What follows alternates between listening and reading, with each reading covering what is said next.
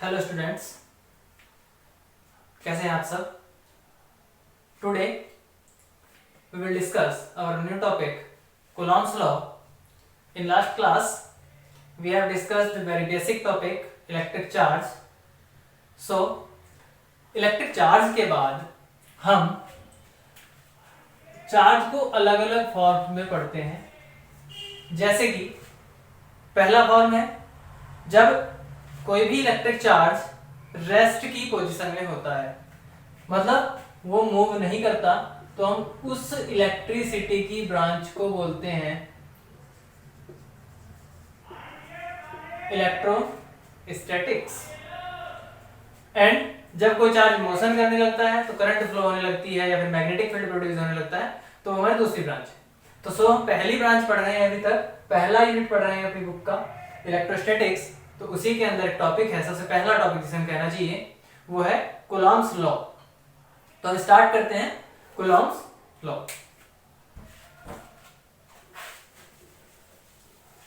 देखते हैं क्या, देखो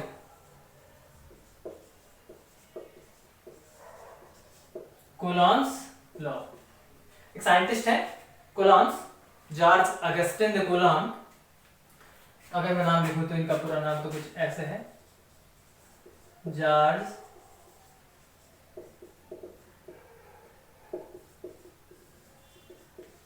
अगस्टिन द कूलॉम।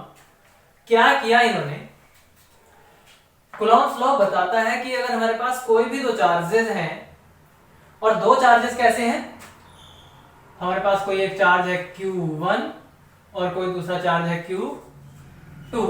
हमारे पास कोई दो चार्जेस हैं बट कैसे हैं, फिक्स पोजीशन में, fix position that is rest में।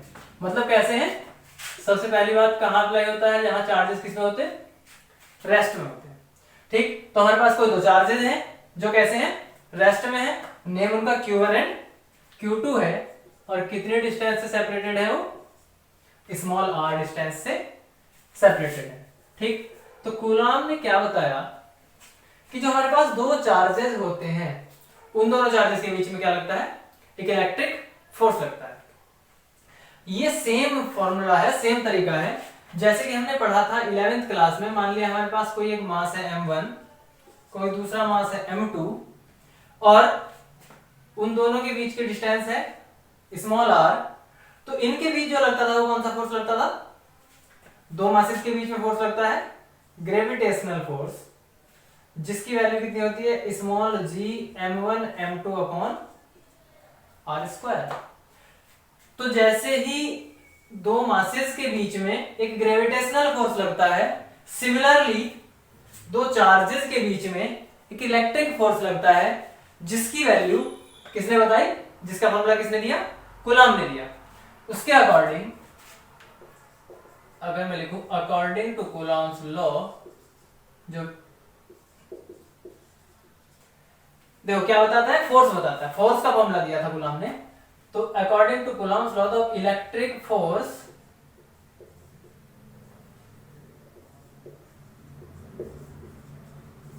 बिटवीन टू चार्जेस, मतलब हमारे पास कोई दो चार्जेस हैं, उनके बीच जो इलेक्ट्रिक फोर्स होता है उसकी वैल्यू कितनी होती है। देखो यहां क्या है, दो मासेस के बीच में ग्रेविटेशनल फोर्स कितना है, उन दोनों के प्रोडक्ट के प्रोपोर्शनल। सिमिलरली जो दो चार्जेस हैं उन दोनों के बीच जो फोर्स होगा वो उन दोनों चार्जेस की प्रोडक्ट के प्रोपोर्शनल होगा। तो number first proportional to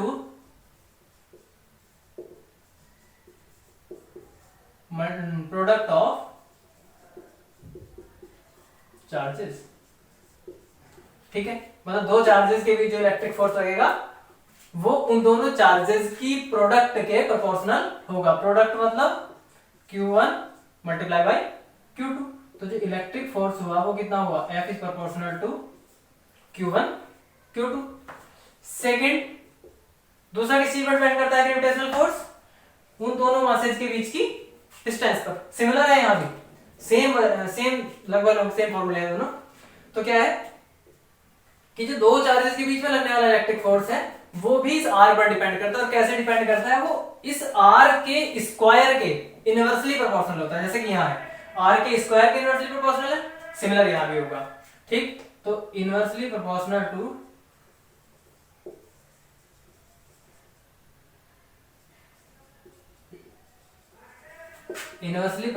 to the square of distance between them, मतलब उनके बीच की जो डिस्टेंस है उस डिस्टेंस के स्क्वायर के proportional, that is F is proportional to 1/r²। ठीक है, दो इक्वेशन बनी हमारे पास, दो इक्वलिटीज आ गई हमारे पास, दो प्रोपोर्शनलिटी आ गई। जब हम दोनों कंबाइन करेंगे तो क्या आएगा, f is proportional to q1 q2, और इनवर्सली प्रोपोर्शनल किसके है, r² के। यहां क्या आता है बीच में एक कांस्टेंट, तो उस कांस्टेंट को अगर मैं लिखूं तो क्या लिखना चाहिए, मैं इस फॉर्मूले को ऐसे हटा देता हूं, तो देखो क्या लिखा जाएगा, ये f इक्वल टू, प्रोपोर्शनलिटी हटाते हैं और इक्वल का साइन लगाते हैं, तो जैसे हमने इक्वल का साइन लगाया तो यहां कांस्टेंट आएगा। उस कांस्टेंट को मैं फिलहाल यहां लिख रहा हूं, कोई a लिख लूं या फिर चलो a ही लिख लेता हूं अभी, ये चलो a नहीं, इस कांस्टेंट की जगह आता है यहां 1/4 एप्सिलॉन नॉट k। यहां क्या आता है 1/4 एप्सिलॉन नॉट k, और q1 q2 बाई r²। ठीक है, एग्जैक्टली। अब देखो क्या है, तो हमारे पास ये क्या है, पूरा का पूरा टर्म एक कांस्टेंट है, फोर्स है, तो यूनिट क्या होगी इसकी, न्यूटन होगी। ठीक है, अब आगे देखो क्या है, फोर्स है तो कैसी क्वांटिटी होगी, वेक्टर क्वांटिटी होगी। ठीक है, वेक्टर क्वांटिटी होगी, इसका मतलब इसकी डायरेक्शन होगी, तो इसकी डायरेक्शन होती है वो क्या होती है, अगर मैं डायरेक्शन के बारे में बात करूं तो जो इसकी डायरेक्शन होती है वो होती है, जो दो चार्जेस हैं उन दोनों चार्जेस को मिलाने वाली जो लाइन है उस लाइन के अलोंग, तो along the line joining the charges. ठीक है, मतलब वो उस लाइन के अलोंग होगी जो लाइन दोनों चार्जेस को जोड़ती है, मिलाती है। अब मिलाने के लिए तो ये वाली डायरेक्शन भी हो गई और फिर ये वाली डायरेक्शन भी हो गई, फिर कौन सी होगी, तो देखो क्या है, फिर हम दूसरा कॉन्सेप्ट एक लगाते हैं साथ में, जो हमारे पास सेम चार्जेस हैं वो एक दूसरे को रिपेल करते हैं, और जो अपोजिट चार्जेस हैं वो एक दूसरे को अट्रैक्ट करते हैं। जैसे कि यहां अब मान लिया Q भी पॉजिटिव है और Q2 भी पॉजिटिव है, तो एक दूसरे को क्या करेंगे, सेम तरीके के चार्जेस हैं तो एक दूसरे रिपेल करेंगे, और रिपेल करेंगे इसका मतलब अगर मैं Q2 पर Q1 की वजह से फोर्स निकालता हूं तो Q1 क्या करेगा, इसको रिपेल करेगा, और रिपेल करेगा इसका मतलब इस Q1 से दूर जाएगा, इसका मतलब फोर्स की डायरेक्शन ये वाली हो गई।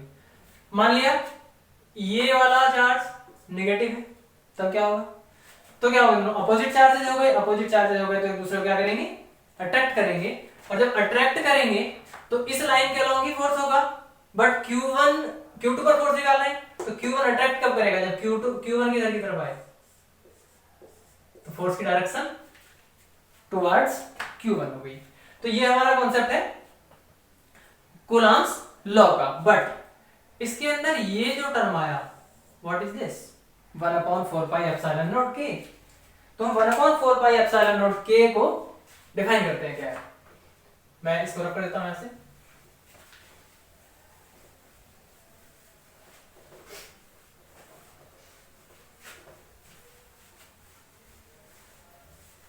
देखो जो हमारे पास 1/4 k है, इसमें से जो k है वो है, पहले एप्सिलॉन नोट लिख देता हूं, जो एप्सिलॉन नोट है ये है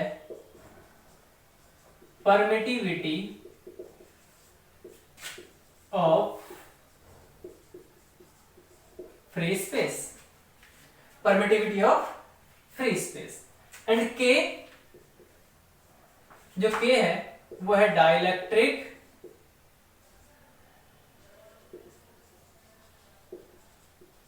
कांस्टेंट ऑफ मीडियम। मतलब जिस भी मीडियम में चार्जेस रखे हैं, एयर हो, वाटर हो, कोई यानी फ्लड हो, या कोई दूसरा कोई सॉलिड भी हो सकता है, तो जिसके बीच में भी ये चार्जेस रखे हैं उसका डाइलेक्ट्रिक कांस्टेंट होता है के। व्हाट इज डाइलेक्ट्रिक कांस्टेंट, ये बाद में पढ़ेंगे अभी कुछ टाइम बाद, लेकिन पहले इतना, ठीक है। तो डाइलेक्ट्रिक कांस्टेंट क्या है, के।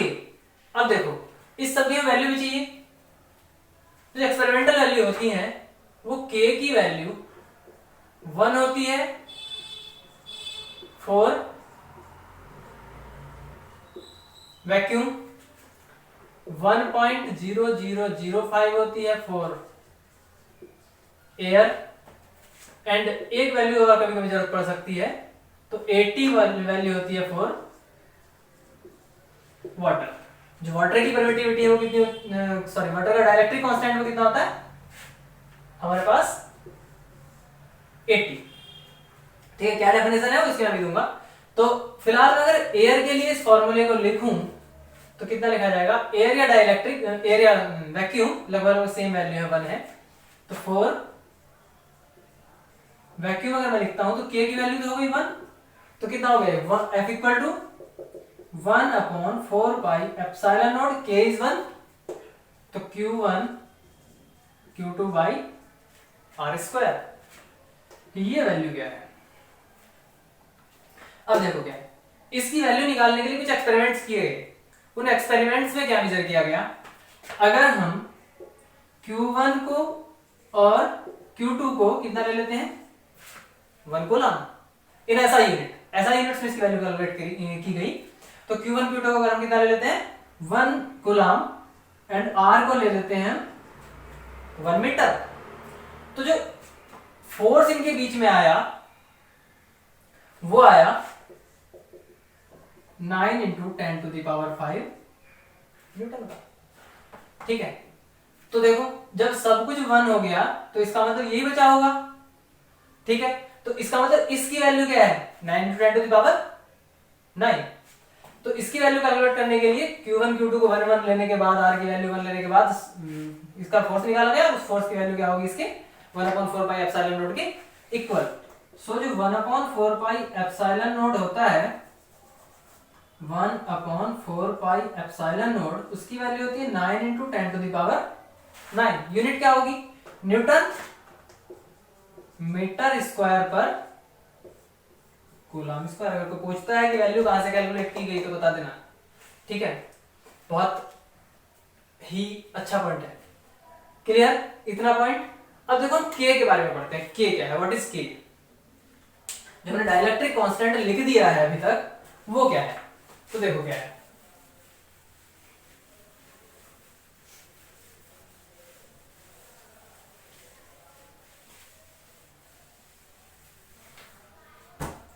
देखो जो हमने लिखा था F equal to 1/4 pi epsilon naught K, 1/4 pi epsilon naught के Q1 Q2 by R square. देखो जो फोर्स है वो किसके प्रोपोर्शनल है 1/k के भी प्रोपोर्शनल है ना।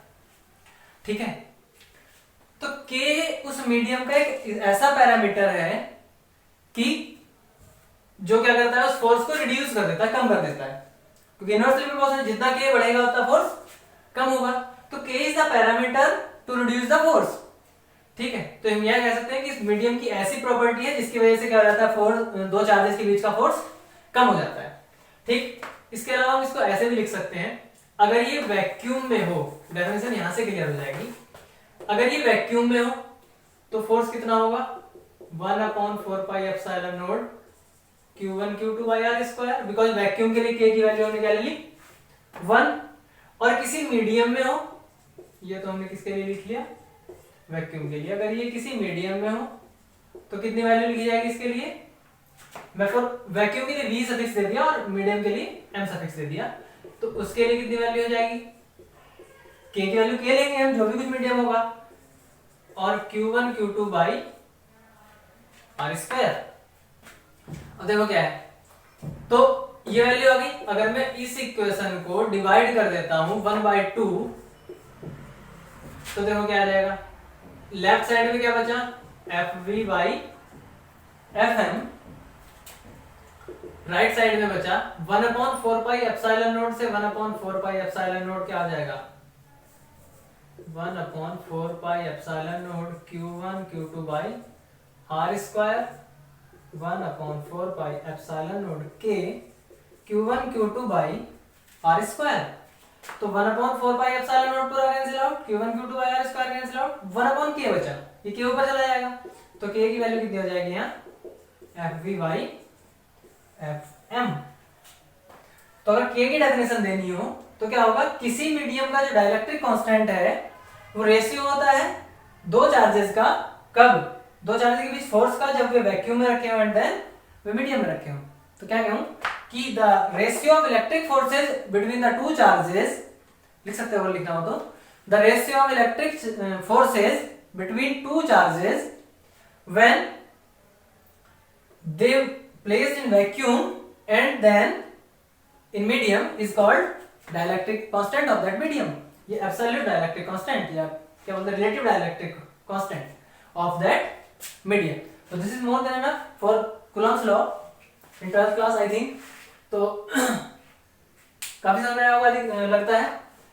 इसके ऊपर एक क्वेश्चन करते हैं ताकि कुछ अच्छे से समझ में आ जाए, ठीक है।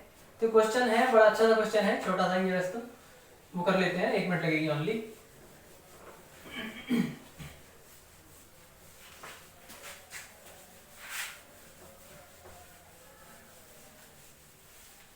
देखो क्वेश्चन है,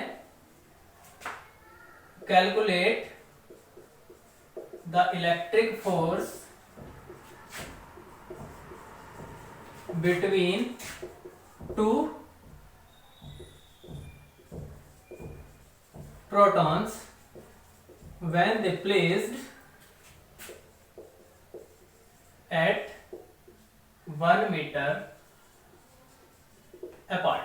मतलब क्या करना है, दो प्रोटॉन्स हैं, वो प्रोटॉन्स, एक प्रोटॉन्स ये रखा है और दूसरा प्रोटॉन ये रखा है, और कितनी दूरी पर रखे हैं, वो कितने डिस्टेंस पर रखे हैं, 1 मीटर के दोनों के बीच की डिस्टेंस है। हम इसके ये क्या करना है, कैलकुलेट फोर्स, मतलब कि हमें इलेक्ट्रिक फोर्स कैलकुलेट करना है। दो प्रोटॉन्स दिए हैं, इसका मतलब दोनों का चार्ज क्या होगा, सेम होगा, और एक प्रोटॉन का कितना चार्ज होता है, E, और वो भी पॉजिटिव, और कितना हो जाएगी, इसकी वैल्यू कितनी होती है, लास्ट क्लास में हमने लिखी थी ये value 1/4 sorry 1.6 × 10⁻⁻⁹ coulomb. Then distance दिया है दोनों के बीच का 1 मीटर, तो अगर हम लिखते हैं फोर्स कितना हो जाएगा, 1/4 pi epsilon naught K, K हर जगह लिखना है, ठीक है, and Q1 Q2 by R square, ठीक है। तो अगर कैलकुलेट करते हैं, K के लिए हमें कुछ नहीं दिया, कौन सा मीडियम है, तो अगर कोई मीडियम नहीं दिया तो मान लेंगे कि ये वैक्यूम में है, और वैक्यूम के लिए K को कितना ले लेंगे, 1 ले लेंगे। तो सॉरी, K की वैल्यू कितना लिख दूं मैं, यहाँ 1 लिख दिया है मैंने, ठीक है। तो इस सब की value 9 × 10⁹ when K is 1 and multiply by 1.6 10⁻⁻⁻⁹, और Q2 की वैल्यू भी 1.6 10⁻⁻⁻⁻, और 1 का स्क्वायर दैट इज 1। तो 9 × 1.6 1.6 16 × 16 2.56 आएगा, और 10⁻19 38 में से 9 कम हो गए तो माइनस का 29 न्यूटन, इसमें और मल्टीप्लाई कर दो तो 9 6 जा 54, 5 और 9 5 जा 45, तो 55, और 9 2 जा 18, और 5 23, और 2 डिजिट्स के बाद पॉइंट है, तो 10⁻⁻⁻19, तो आई थिंक 2.304 10⁻⁻18, एक 10 यहाँ से जब मल्टीप्लाई हो गया इसमें, तो इतने न्यूटन का फोर्स लगता है। ओके, क्वेश्चन बहुत पॉपुलर है, इसी क्वेश्चन को आगे बढ़ाता हूं थोड़ा सा, इसी का सेकंड पार्ट। ऑल्सो कैलकुलेट, ये तो घर से अलग से करना है टास्क करने के लिए, अब सबके लिए also calculate the ratio of electric force to gravitational force.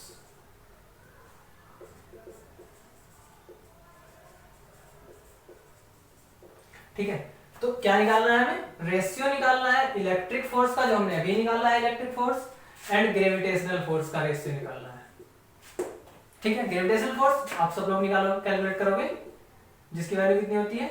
Gm1 m2 by R square. R की वैल्यू सेम है, 1 मीटर पर रखे हैं। m1 m2 का मतलब मास ऑफ प्रोटॉन। तो जो प्रोटॉन का मास होता है मैं आपको बता देता हूँ, 1.67 10 to the power, rough value है वो यही है, 10 टू द पावर माइनस के 27 किलोग्राम। ठीक है, इस वैल्यू को लेने के बाद आप इस वैल्यू को कैलकुलेट करना, और g की जो वैल्यू है वो है 6.67 10 टू द पावर माइनस के 11 न्यूटन मीटर स्क्वायर पर किलोग्राम स्क्वायर। ये वैल्यू लेना और Fg कैलकुलेट करके इस फॉर्मूले में रख देना इस इक्वेशन में, और रेशियो आ जाएगा। बहुत पॉपुलर क्वेश्चन, बहुत अच्छा क्वेश्चन है, शायद सभी लोग में दिया हुआ भी है, तो ये करना है कैलकुलेट। ठीक है, ओके, आई थिंक समझ में आया होगा कूलम्ब्स लॉ काफी अच्छे से। This is more than enough for 12th class. So thank you for watching this video, and बने रहिए इस चैनल पर। हम इसी के साथ साथ पूरा 12th क्लास का लेक्चर सीरीज इस पर अपलोड कर रहे हैं डेली। तो नेक्स्ट लेक्चर हमारा होगा कूलम्ब्स लॉ के ऊपर कुछ प्रॉब्लम्स, अच्छे प्रॉब्लम्स जो आने के चांसेस होते हैं बोर्ड में और कुछ कॉम्पिटिटिव एग्जाम्स में। So thank you for watching this video. Okay.